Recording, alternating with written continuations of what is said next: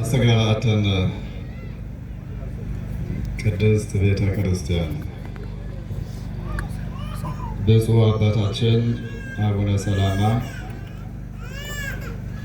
የምዕራብ ጎንደር ሀገረ ስብከት ሊቀ ጳጳስና የቅዱስ ሲኖዶስ አባል፣ ክቡር አባታችን መላከ ሰላም ቆሞስ አባ ናኩቶ አያሌው የሁለቱም አድባራት ዋና አስተዳዳሪና የመንጋው ጠባቂ፣ የሁላችንም አባት የልማቱ አርበኛ፣ እንዲሁም የሰበካ ጉባኤ አባላት፣ የህንፃ አሰሪ ኮሚቴዎች፣ በዝማሬ ያገለገልከን ወንድማችን ዘማሪ ተክሉ፣ ቀሲስ አምዴ፣ ፕሮግራሙን ሲመሩልን የቆዩት መምህራችን መምህር ማስረሻ፣ የደብሩ የሁለቱም አድባራት የስብከተ ወንጌል ኃላፊ፣ መምህራነ ወንጌል፣ ምዕመናን ወምዕመናት፣ አባቶች፣ እናቶች፣ ወንድሞች፣ እህቶች፣ ሕፃናትም ጭምር በኃያሉ በእግዚአብሔር ስም ሰላም እላችኋለሁ። እንደምን አደራችሁ? እንደምን ሰነበታችሁ? እንደምን አላችሁ? እንኳን አደረሳችሁ። ዕዳ በደላችን ሳይ የውስጣችን ተንኮል ሳይመለከት እድሜ ለንስሐ ዘመን ለፍስሐ አድሎ ቀልባችን ሰብስበን ፍጹም እግዚአብሔርን መስለን ከምንጾምበት ከምንጸልይበት ከታላቁ ጾም አድርሶ በሀብቱ ስቦ በረድኤት አቅርቦ እንደ ኃጢአታችን ብዛት እንደ ልቡናችን ክፋት ፈጥኖ ሳያጠፋ ልጆቼ ብሎ በቤቱ የሰበሰበን የአባቶቻችን አምላክ ስለማይነገር ስጦታው ክብርና ምስጋና ይግባው። ሳይተክሏት የበቀለች ውሃ ሳያጠጧት የለመለመች የአሮን በትር የጌዲዮን ጸምር የአሚናዳብ ሰረገላ እመ አምላክ ወላዲተ አምላክ ድንግል ማርያምን ከቅዱሳኑ ጋር ክብርና ምስጋና ይግባት። የተወደዳችሁና የተከበራችሁ የእግዚአብሔር ቤተሰቦች፣ ብፁዕ አባታችን አቡነ ሰላማ በመካከላችን እኛን ለመባረክ ሲገኙ እኛም በረከት እንድናገኝ ስራ እንድንሰራ ሰውን እንድንገነባ የሰው መገንቢያ ትኬት ይዘው ነው የመጡት እና ይህን ትኬት በመካከላችሁ ሲዞርላችሁ ልትገዙት ይገባል። ሰው ሳይገነባ የሚገነባ ከተማ ይፈርሳል። ሰው ሳይሰራ የሚሰራ መሰረተ ልማት ሁሉ ይወድማል። አንዲት ሀገር ቅድሚያ መስጠት ያለባት ለሰው ነው። መገንባት ያለበት ሰው ነው። መታነጽ ያለበት ሰው ነው። መድኃኔዓለም የወረደው የተወለደው ለሰው ነው። ሰው ክርስቶስ ዋጋ የከፈለለት ትልቅ ፍጡር ነው። ክቡር ፍጡር ነው። ከሁሉም ፍጥረታት በላይ ነው። ከመላእክትም በላይ ነው። ታውቃላችሁ። እና ሰውን ለመገንባት ቤተ ጉባኤ ለማስፋት እንደምታውቁት ይሄ መተማ ሰቲት ሁመራ ማይካድራ ኮሪደር ነው። ለጠላትም ቅርብ ነው እና በዚያ አካባቢ ደግሞ ጉባኤ ቤቶቹን ለማስፋትና የአብነት ትምህርት ቤቶቹን ለመስራት የእናንተ ትብብር ወሳኝነት አለው ነው። እየሰማችሁ ነው ወገኖች? እግዚአብሔር ሁላችንንም ይስማል። በዓለም ያለችቷን ቤተ ክርስቲያን የሚያገለግሉት ከዚህ ከሰሜን የሚመጡት ናቸው። አብዛኛውን ወንበር ዘርግተው ጉባኤ አስፍተው አንድም ብለው የሚያስተምሩ መምህራን ያሉት ወደዚህ ወደ ሰሜኑ ክልል ነው። ለመላው ዓለም አገልግሎት የሚሰጡት አሁንም ላይ እያገለገሉ ያሉት ከሰሜን የሚመጡት ናቸው እና ሰሜኑን መታደግ ራስን መታደግ ነው።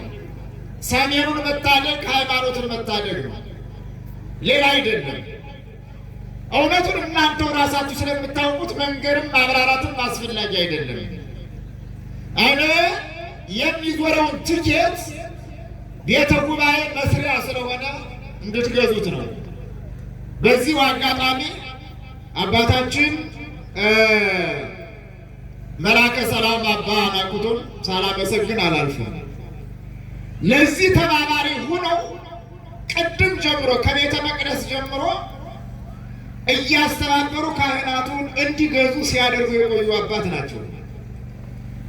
አባ ናኩቶ እንደኔ ኃይለኛ ሆነው በኃይለኝነታቸው ከመታማቱ ሌላ ነገር ይኖርባቸዋል ብዬ አላምንም። እኔም ኃይለኛ ነኝ። እውነተኛ ሰው ምንጊዜም ኃይለኛ ነው። እመኑኝ፣ ሀቀኛ ሰው ምንጊዜም ኃይለኛ ነው። ደግሞ ሊሰራ የሚችለው እንዲህ አይነት ሰው ነው። ሰርተን እንድንከብር ግን ማን ይርዳን? እግዚአብሔር ይርዳን። ብፁዕ አባታችንም አባ ናኩቶን በብዙ መንገድ እንደሚረዷቸው ሙሉ እምነቱ አለኝ። ምክንያቱም የልማት አባት ስለሆኑ ማለት ነው። ለሁላችንም የሚረዱን የሚያግዙን ነው። ለምሳሌ እኔ አሁን ልቅና ፈልጋለሁ፣ ቢያግዙኝ አይከፋኝም። ምን ነው ምዕመናን ከፋችሁ እንዴ? እንደዚያ ነው። ብዙ ዓመት አገለገልነው። እውነት ለመናገር ከገጠር እስከ ከተማ ድረስ አዲስ አበባ እንኳን በወንጌል ሳገለግል 20 ዓመቴ ነው። እግዚአብሔር ይመስገን። ጸሎታችሁ እያገዘን ነው እና ደግሞ ሌላውን በሌላ መንገድ ብናገለግል አይከፋም ለማለት ያክል ነው፣ ወይም ደግሞ ለፈገግታም ያክል ነው። ከመጣም ደግሞ እምቢ አንልም ነው። በቸር ይምጣ ነው። በቸር ይምጣ። ወደ ትምህርቱ እንሂድ። ብዙ ጊዜ እዚህ ደብር ላይ እመጣለሁ።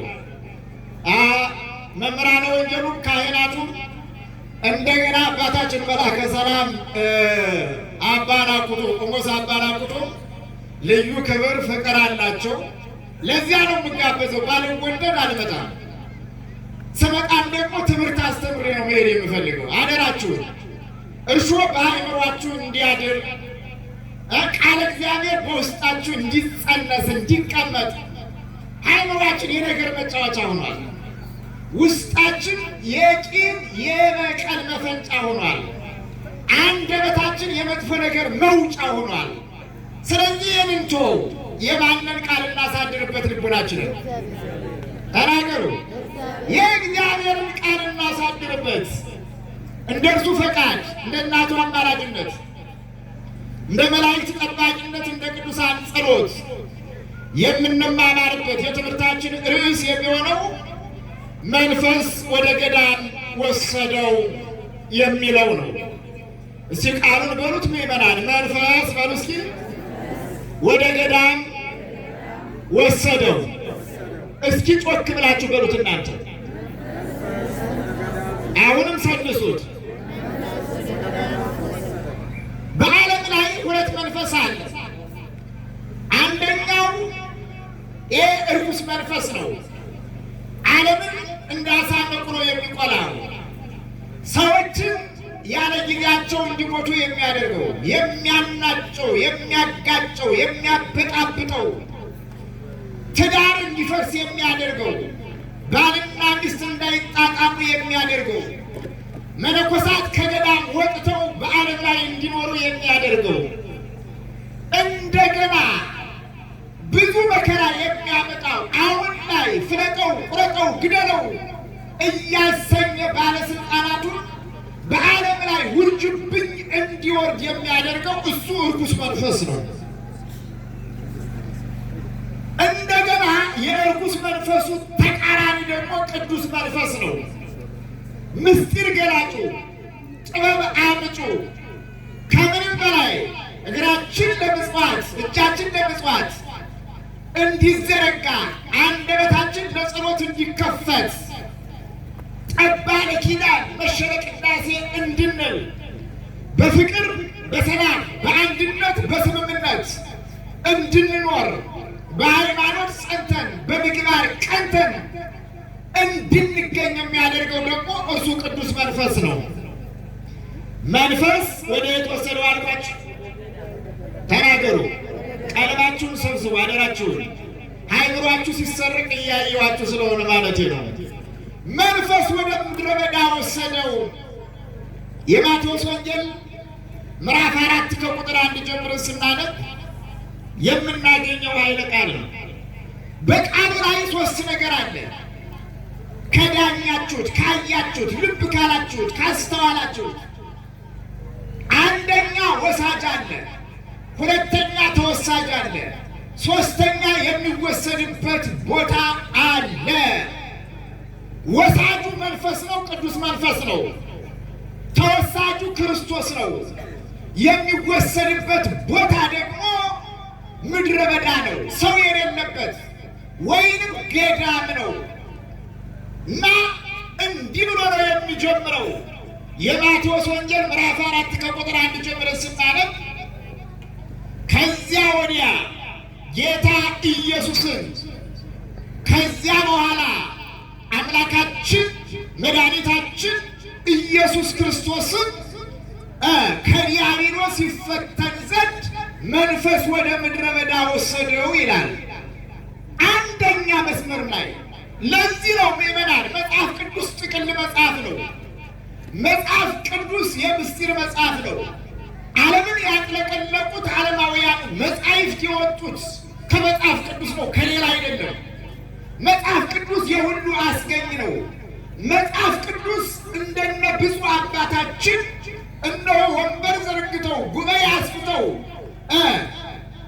የሚያስተምሩ መምህራን ካላስተማሩን አይገባንም።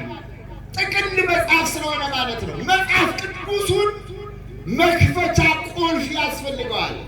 በአግባቡ በበሩ ለመግባት ብሉይ ኪዳኑን፣ ሐዲስ ኪዳኑን፣ ሊቃውንቱን፣ መነኮሳቱን ማወቅ ይጠይቃል። እንድናውቅ መጥፎውን ሳይሆን በጎውን እንድናውቅ ማን ይርዳን? አምላካችን መድኃኒታችን ኢየሱስ ክርስቶስ ይርዳን። እንዲህ ነው የሚለው። ከዚያ በኋላ ምን ከሆነ ከዚያ በኋላ ምን ከተሰራ ከዚያ በኋላ ምን ከተፈጠረ ከዚያ በኋላ ብላችሁ ልትጠይቁ ያስፈልጋል። ስራ ልትፈቱ አይደለም የመጣችሁ፣ ልትማሩ ነው። ስራ ፈት አይደለም። አሁን የምናሳልፈው ሰዓት ወርቃማ ሰዓት ነው። በብፁዓን ሊቃነ ጳጳሳት እየተባረክን ነው። የእግዚአብሔርን ቃል እየሰማን ነው። ያለነው በእግዚአብሔር ቤት ነው። መታደል ነው። ለዚህ የመረጠን እግዚአብሔር የተመሰገነ ይሁን። አመስግኑት ምእመናን። ስለዚህ ከመጣን በኋላ ደግሞ ተምረን እንድንማር ያስፈልጋል ነው። መንፈስ ወደ ገዳም ወሰደው። ከዚያ ወዲያ ለሚለው ጥያቄ አምላካችን መድኃኒታችን ኢየሱስ ክርስቶስ የእኛን የዕዳ ደብዳቤ ከቀደደ በኋላ ከዚያ በኋላ ማለት አምላካችን መድኃኒታችን ኢየሱስ ክርስቶስ የእኛን የክስ ፋይል ከዘጋ በኋላ ከዚያ በኋላ ማለት አምላካችን መድኃኒታችን ኢየሱስ ክርስቶስ በእደ ዮሐንስ በማየ ዮርዳኖስ ከተጠመቀ በኋላ ከዚያ በኋላ ማለት አምላካችን መድኃኒታችን ኢየሱስ ክርስቶስ አንድነቱን ሦስትነቱን በማየ ዮርዳኖስ ዳር ካረጋገጠልን ከገለጠልን በኋላ ከዚያ በኋላ ማለት ይሄ ነው ምእመናን። ተጠምቆ አልዋለም አላደረም፣ ዕለቱን ገዳም ሄደ ይላል። እየሰማችሁ ነው ወገኖች? እየሰማችሁ ነው? እግዚአብሔር ሁላችንንም ይስማን። ዕለቱን ገዳም ሄደ። አምላክ ሲሆን ሰው ሆኗል፣ ሥጋ ለብሷል። ሥጋ ደግሞ እረፍት ይሻል። መተኛት፣ ማረፍ፣ መብላት፣ መጠጣት ይፈልጋል። ግን ይህን ሁሉ አላደረገም። ለምንድን ነው ዕለቱን ወደ ገዳም የሄደው ብላችሁ ልትጠይቁ ያስፈልጋል። ዕለቱን ወደ ገዳም የሄደበት መሰረታዊ ትርጉም እናንተም ተጠምቃችሁ ከብሬታችሁ ታድሳችሁ በአይምሮ ጎልምሳችሁ ከርኩሰታችሁ ነጽታችሁ ተወልውላችሁ ተሰንግላችሁ ታጥባችሁ ታጥናችሁ እነሆ ንጹሕ ሆናችሁ ሳትረክሱ በዓለም ሳትረክሱ ወደ ገዳም ሂዱ ለማለት ማን ወደ ገዳም ሄደ? ምእመናን ንገሩኝ እንጂ ኢየሱስ ክርስቶስ ወደ ገዳም ሄደ። አሁን የኢየሱስ ክርስቶስን ጾም የምንጾምበት ጊዜ ነው። በእርግጥ ጾማችን የሽሮ ነው፣ የሚታወቅ ጉዳይ ነው። የሽሮ ብቻ እንዳይሆን ማን ይርዳን? አምላካችን መድኃኒታችን ኢየሱስ ክርስቶስ ይርዳን እና ዕለቱን ወደ ገዳም ሄደ። ሲሄድ ደግሞ ወሳጅ አለበት። ወሳጁ መንፈስ ነው። ከዚያ ወዲያ ጌታ ኢየሱስን ከዲያብሎስ ሲፈተን ዘንድ መንፈስ ወደ ገዳም ወሰደው ካለ ሌላ አዛዥ፣ ሌላ ናዛዥ፣ ሌላ አምላክ፣ ሌላ ፈጣሪ እንዳለ ያሳያል ነው ገጸ ንባቡ። ነገር ግን ምእመናን ይህ ጥያቄ ቢመጣባችሁ መልሱ በእግዚአብሔር ላይ ሌላ እግዚአብሔር የለም ነው። በአምላክ ላይ ሌላ አምላክ የለም ነው። በፈጣሪ ላይ ሌላ ፈጣሪ የለም። ምእመናን መንፈሱ ስምረቱ ይእቲ ፈቃዱ ይእቲ። መንፈስ ያለው የገዛ ፈቃዱን ነው። መንፈስ ያለው የገዛ ምን ነው አልኳችሁ? ተናገሩ። የገዛ ፈቃዱን ሰማዕታትን አነሳስቶ ወደ ደም፣ ጻድቃንን አነሳስቶ ወደ ገዳም፣ ሐዋርያትን አነሳስቶ ወደ አጽናፈ ዓለም የሚወስድ ያይደለ መንፈስ የገዛ ፈቃዱ አነሳሳና ወደ ገዳም ወሰደው። ለዕብራውያን አርቆ መናገር ልማዳቸውና ባህላቸው ነው። የገዛ ፈቃዱን አራቅና እንዳዛዥ እንደገና እሱ ራሱ ደግሞ እንደ ታዛዥ አደረገ እንጂ ሀጁ ወሳጁ እሱ ራሱ ነው። ምእመናን በራሱ ፈቃድ ተነሳና ወደ ምድረ በዳ ሄደ። ማን ነው እርሱ? ኢየሱስ ክርስቶስ ወደ ገዳም ሄደ። ወደ ገዳመ ቆሮንቶስ ገብቶ ደግሞ እንዲህ ይላል ምእመናን ጾመ 40 መዓልተ ወ40 ሌሊተ ከመ ያድኅነነ፣ እኛን ያድነን ዘንድ 40 መዓልት 40 ሌሊት ጾመ። ስንት ቀን ጾመ? አትሰሙኝም ምእመናን? አይዟችሁ፣ በውስጣችን ቁስል አለ፣ እንረዳዳለን። ያንን ቁስል ግን ማን ያለምጥልናል? እግዚአብሔር ያለምጥልናል። ዓይናችን ላይ እንባ አለ፣ ውስጣችን ደምቷል፣ ውስጣዊ ዓይናችን አልቅሷል። ግን እንባችን ማን ያልብስልናል? ስብራታችን ማን ይጠግነዋል? ግድ የላችሁም ምእመናን፣ ከዚህ ጨለማ በኋላ ነገ ብርሃን አለ። ዛሬ ላይ የሚያሳዝነን የሚመስለን ሁሉ ነገ ላይ ያስደስተናል። በማን ስለምናምን? አቤት በእግዚአብሔር ስለምናምን። ዛሬ ላይ ተስፋ አስቆራጭ የመሰለን ሁሉ ነገ ላይ ታሪክ ተቀይሮ ተስፋችን ተቀጥሎ ለምልመን እንገናኛለን። እንዲያደርግልን የአምላካችን የመድኃኒታችን የኢየሱስ ክርስቶስ መልካም ፈቃድ ይሁንልን። መንፈስ ወደ የት ወሰደው አልኳችሁ? አረ ተናገሩ። ወደ ገዳም ወሰደው።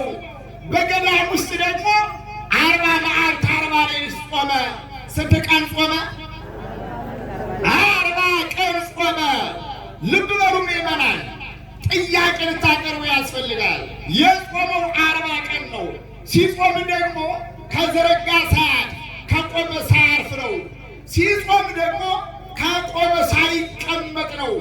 ሲጾም ደግሞ ምንም ሳይመገብ 40ውን ቀን ሙሉ ምንም ሳይቀምስ ነው። ለሥጋ ሰጥተን ነው ምእመናን። እኛ ግን ጾማችን የምታውቁት ጉዳይ ነው። እንድናስታውን እንዴት ነው እየጾምክ ያለሁት እንድንል ማን ይርዳን? ወንጌል ማለት ራስን ማየት ስለሆነ ነው። አሁን የተቸገርነው ምእመናን፣ እኛም ዝም ብለን ጭነትን እንደምታራግፍ የጋማ ከብት እናራግፋለን።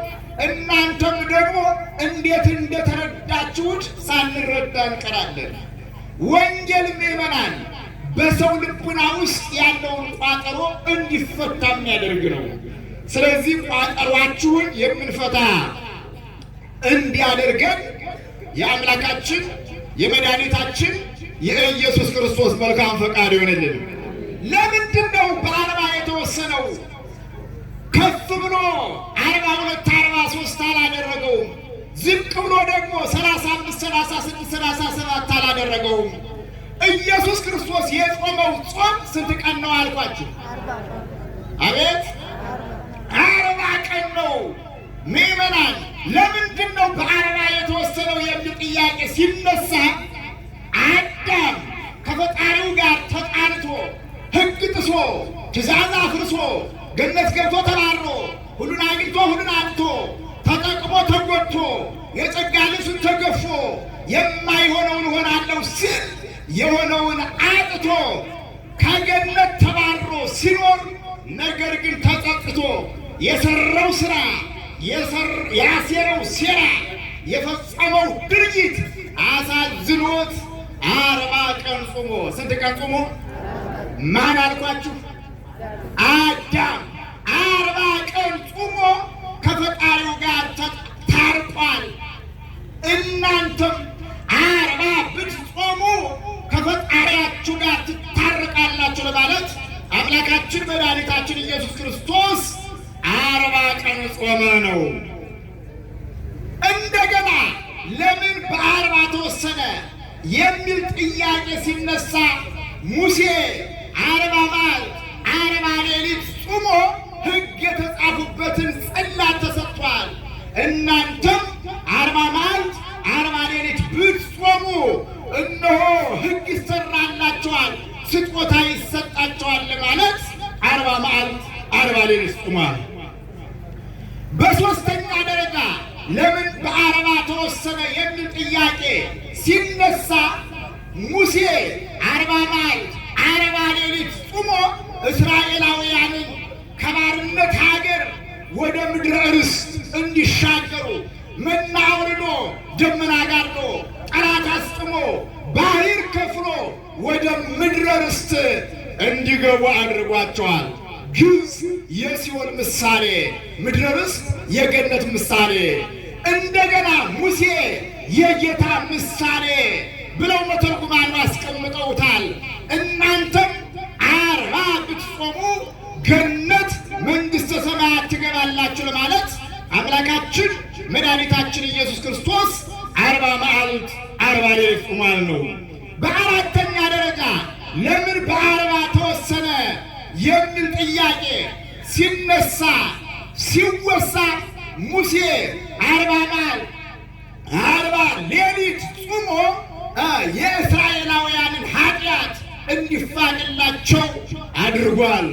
እናንተም 40 መዓልት 40 ሌሊት ብትጾሙ ኃጢአታችሁ ይደመሰስላችኋል ለማለት አምላካችን መድኃኒታችን ኢየሱስ ክርስቶስ 40 መዓልት 40 ሌሊት ጾሟል ይላል። ይህም ብቻ አይደለም። ለምን በ40 ተወሰነ የሚል ጥያቄ ሲነሳ ሲወሳ ዕዝራ 40 መዓልት 40 ሌሊት ጾሞ ምስጢር እንዲገለጥለት እነሆ ጥበብ እንዲደላደልለት 40 መዓልት 40 ሌሊት ጾሞ ቅዱስ ዑራኤል መጥቶ የጽዋ ብርሃን አጠጥቶት በአንድ ጊዜ 46ቱን መጻሕፍተ ብሉያት ተርጉሟል። እናንተም 40 መዓልት 40 ሌሊት ብትጾሙ ምስጢር ይገለጥላቸዋል፣ ጥበብ ይደላደልላቸዋል ለማለት አምላካችን መድኃኒታችን ኢየሱስ ክርስቶስ 40 መዓልት 40 ሌሊት ጾሟል። እንዲህ እያለ ይሄዳል። ምዕመናን ሌላው ቀርቶ ጾም ምዕመናን ዕድሜያችን ያስረዝመዋል። ጾም ምዕመናን ገነት ያስገባል። ጾም ምዕመናን በሽታ ያርቃል። ጾም ምዕመናን ጠላትን ድል ያደርጋል። ጠላትን ድል የምናደርግበት ትልቁ መሳሪያ ጾም ጸሎት ነውና እንድንጾም እንድንጸልይ ማን ይርዳን? አምላካችን መድኃኒታችን ኢየሱስ ክርስቶስ ይርዳን። መንፈስ ወዴት ወሰደው አልኳችሁ? አረ ተናገሩ። ሁላችሁም እየተከታተላችሁ እያየዋችሁ ነው። መንፈስ ወደ ምድረ በዳ ወሰደው፣ መንፈስ ወደ ገዳም ወሰደው ነው ያል እና 40 መዓልት 40 ሌሊት ጾመ። ክርስቶስ የጾመው ጾም 40 ቀን ነው። ስንት ቀን ነው? እኛ ግን የምንጾመው ስንት ቀን ነው? ተናገሩ። 55 ቀን ነው። ለምንድን ነው የራሱን አሳንሶ የእኛን ያበዛው የሚል ጥያቄ ሊነሳ ሊወሳ ይችል ይሆናል። ምእመናን ሐዋርያት እንደ እርሱ እንደ ክርስቶስ እንደ አምላካቸው እንደ ፈጣሪያቸው 40 ቀን ከቆሙ ሳይቀመጡ ከዘረጉ ሳያጥፉ ወይንም ሳያርፉ 40ውን ቀን ምንም ምን ሳይቀምሱ መጾም እንደማይችሉ ተረዱና ስርዓት እንደሰሩ ሕግ እንዳወጡ ይተርካል። ያ ሕግ ግን ለእኛም ጠቅሞናልና በሕጉ በወጉ እንድንኖር ማን ይርዳን? እግዚአብሔር ይርዳን። እነርሱም ሙሉውን 40ውን ቀን ሙሉ መብላት ወይንም ምንድነው ያለ ምግብ መቆየት ስለማይችሉ ምን አደረጉ? ዘወረደን 11 ሰዓት ድረስ እንደገና ቅድስት ከቅድስት እስከ ሆሳዕና ድረስ እንደገና እስከ 9 ሰዓት ከሆሳዕና እስከ ትንሣኤ እስከ ፋሲካ ደግሞ 13 ሰዓት ቆይታችሁ ብሉ፣ 13 ሰዓት ጾማችሁ ብሉ ብለው እነርሱ በዚህ ስርዓት እንድንመራ አደረጉ ነው ምእመናን።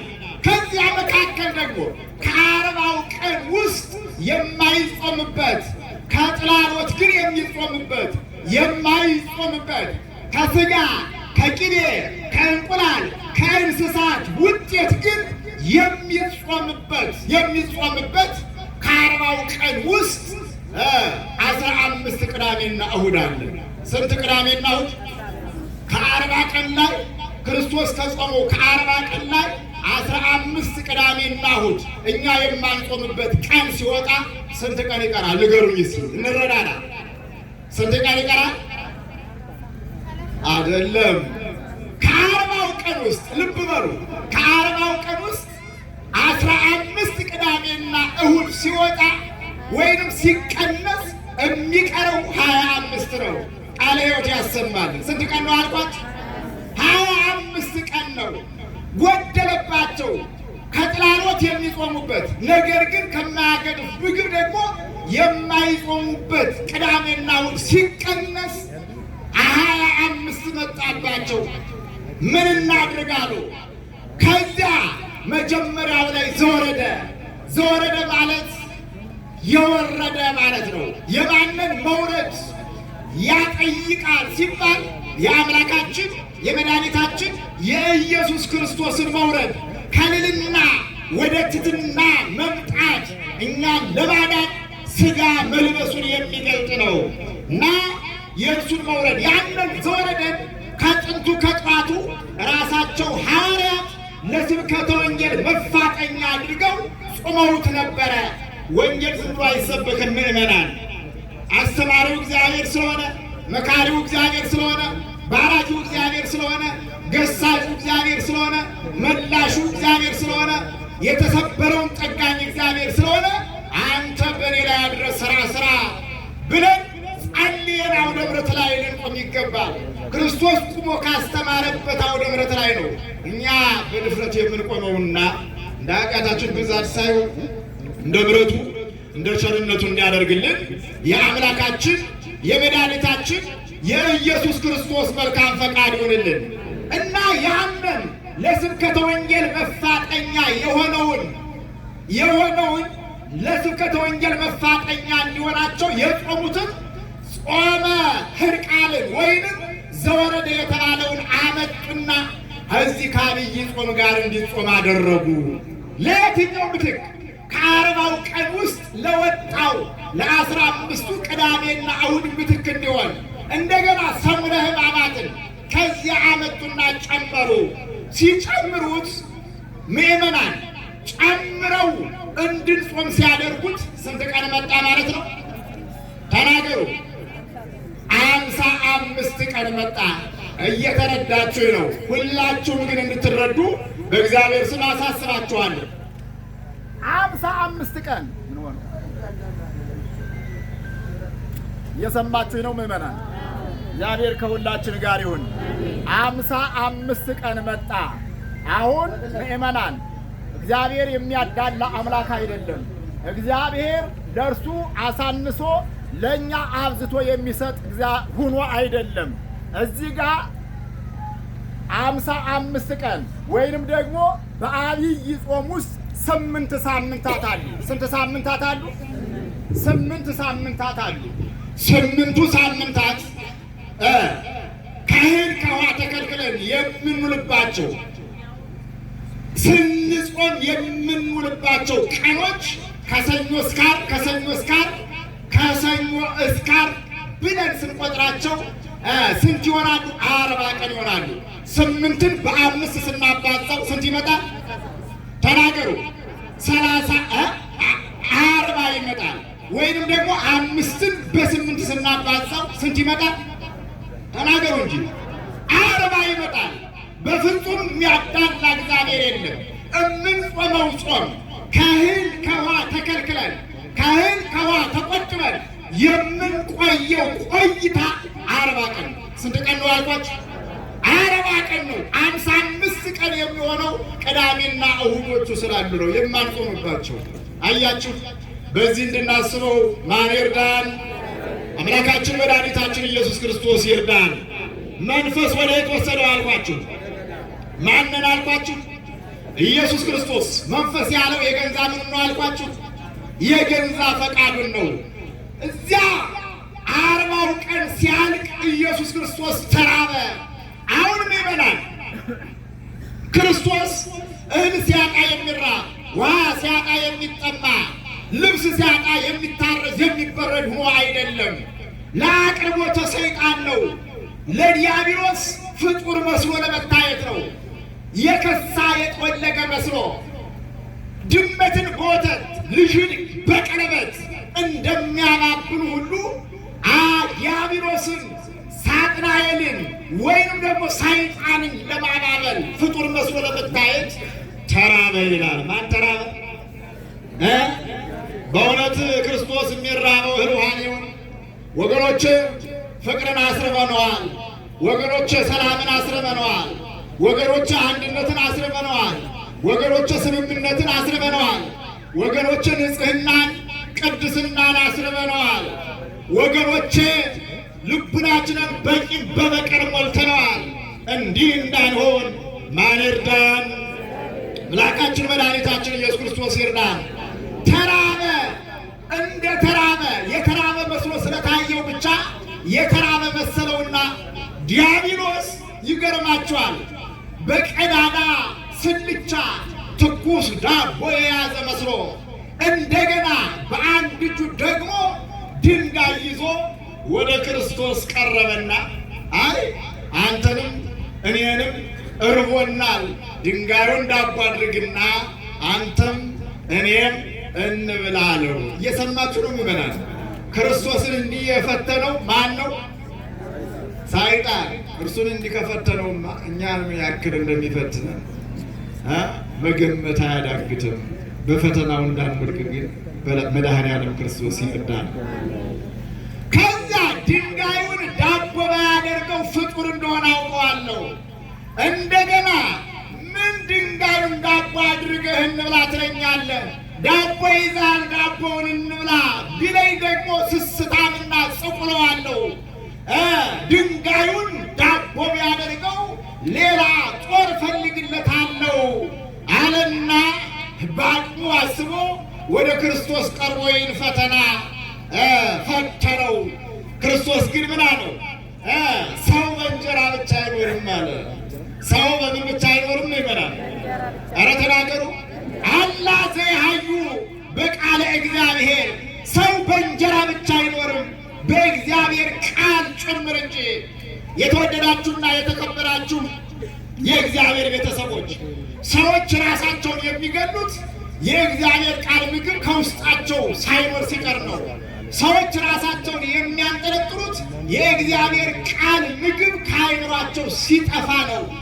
ሰዎች ገደል ውስጥ ራሳቸውን የሚጨምሩት ወይንም ደግሞ ራሳቸውን በጥይት የሚያጠፉት የእግዚአብሔር ቃል ከውስጣቸው ተማጦ ተጋጦ ሲጠፋ ነውና ከምንም በላይ መመገብ ያለብን የእግዚአብሔርን ቃል እንድንመገብ ማን ይርዳን?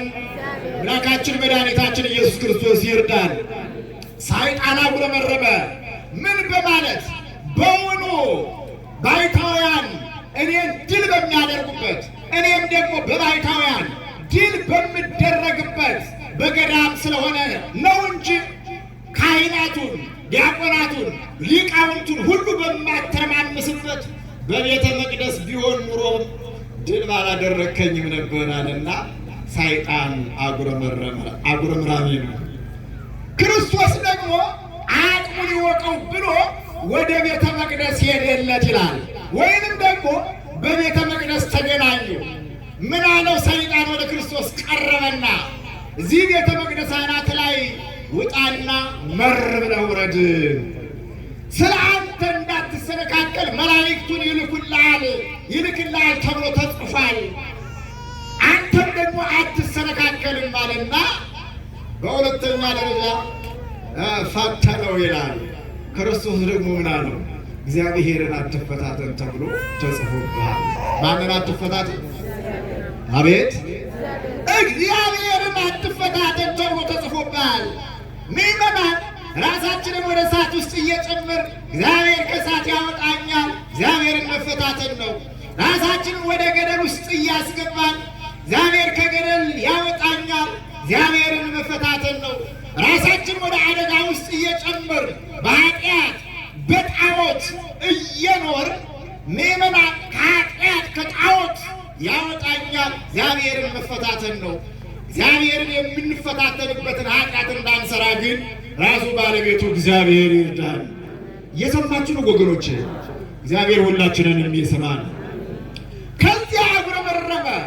ሁለተኛውንም እንዳልተቀበለለት በሁለተኛው ፈተና ድል እንዳደረገው አወቀና ሰይጣን አይ ካህናቱ እኔን ድል በሚያደርጉበት እኔም በካህናቱ ድል በሚደረግበት በቤተ መቅደስ ስለሆነ እንጂ በቤተ መቅደስ ባይሆንማ እኮ በቤተ መንግስት ቢሆን ነገስታቱን፣ መኳንንቱን፣ መሳፍንቱን ፍለጠው፣ ቁረጠው፣ እሰረው፣ ግደለው እያሉ ሰውን እንዲገሉ በማደርግበት በቤተ መንግስት ቢሆን ኑሮማ ድል አላደረከኝም ነበር አለ ሰይጣን።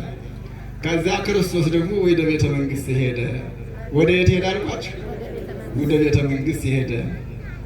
አቅሙን ሊያሳውቀው ወደ ቤተ መንግስት ሄደ።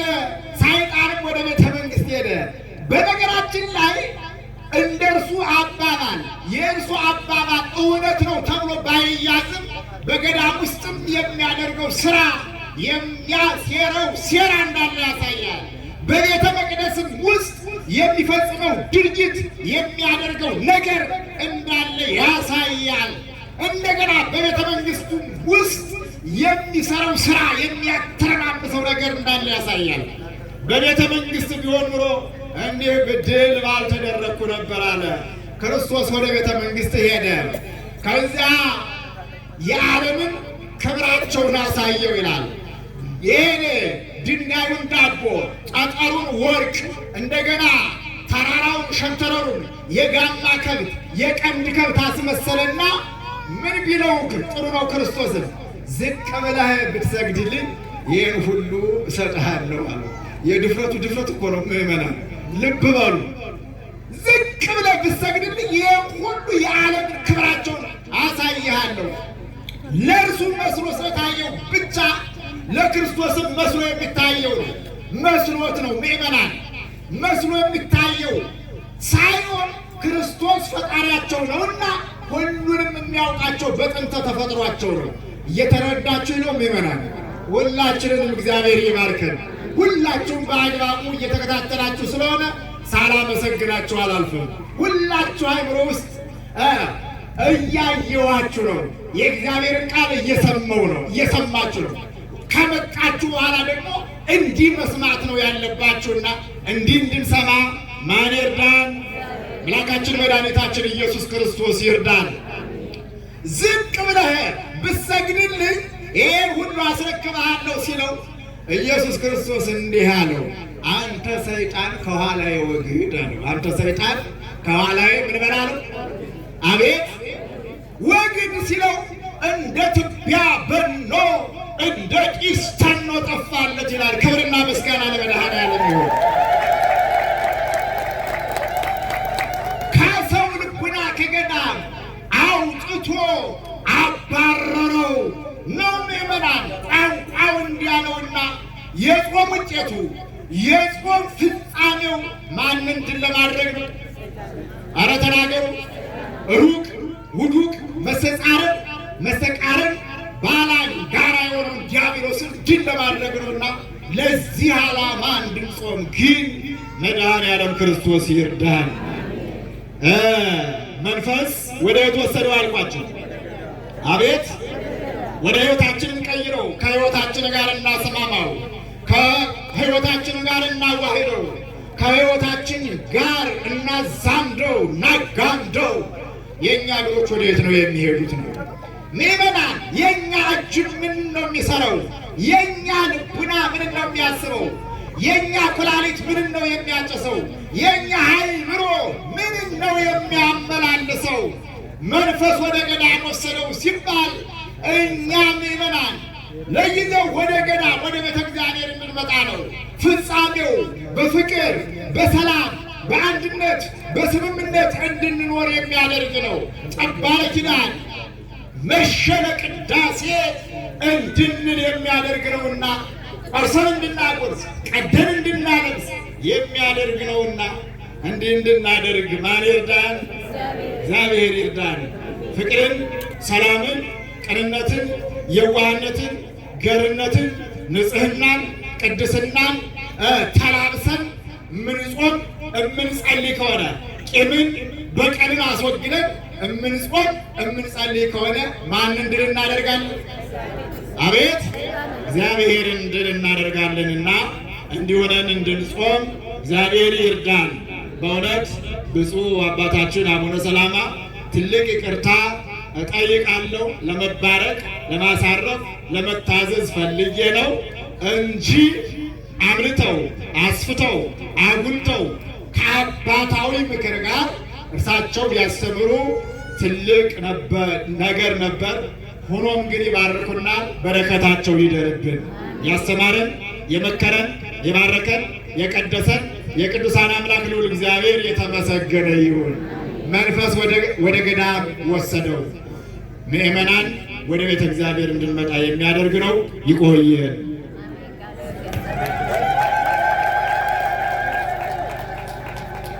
ለመምህራችን መጋቤ ሐዲስ ነብዩ የየረር ጎሮ ቅዱስ ዑራኤል ቤተ ክርስቲያን የስብከተ ወንጌል ኃላፊ ቃለ ሕይወት ያሰማልን፣ ቃለ ሕይወት ያሰማልን። የአገልግሎት ዘመናቸውን ይባርክልን። እግዚአብሔርን አመስግኑት።